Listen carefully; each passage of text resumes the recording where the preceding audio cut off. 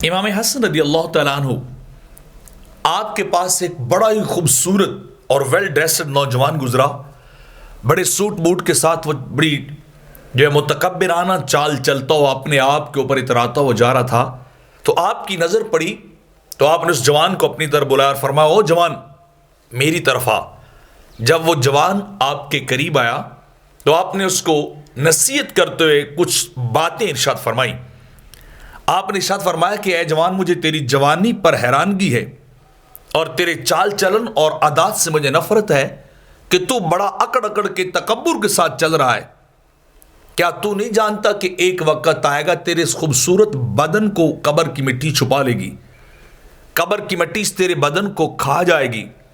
کیا تو نے اپنے اعمال سے ملاقات کر لی ہے کہ تو اتنا اتراتا ہوا جا رہا ہے, اپنی جوانی پہ ناز کرتا ہوا جا رہا ہے, فخری انداز کے ساتھ تو چلتا جا رہا ہے. کیا تو نے اپنے اعمال کو دیکھ لیا کہ تو کامیاب ہو گیا یا ناکام ہو گیا؟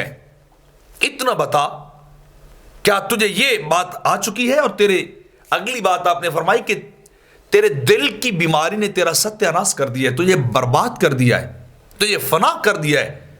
تیرے دل کی یہ بیماری کہ میں سب سے زیادہ خوبصورت لگوں, میں سب سے زیادہ جوان ہوں, میں سب سے زیادہ ہنسی ہوں, لوگ میرے اوپر مرنے والے ہوں, لوگ میری اداؤں کو دیکھنے والے ہوں, لوگ میرے حسن اور جسم کی واہ واہ کرنے والے ہوں. تو آپ نے فرمایا تیرے دل کی بیماری نے تیرا ستیہ ناش کر دیا ہے. اپنے آپ پہ اتنا نہیں فخر کرنا چاہیے, اترانا چاہیے.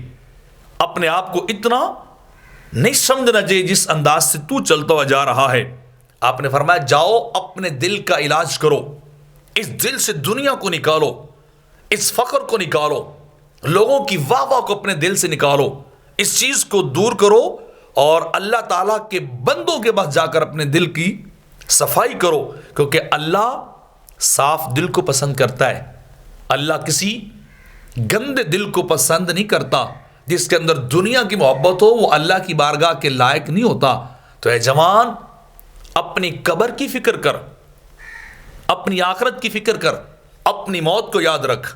اور اس نصیحت کے اندر کتنا بڑا سبق ہے آج کل کے ہمارے لوگوں کے لیے کہ ہر شخص جناب سوشل میڈیا کے اوپر ہر جوان اپنے آپ کو پتہ نہیں کس انداز سے دکھا رہا ہے.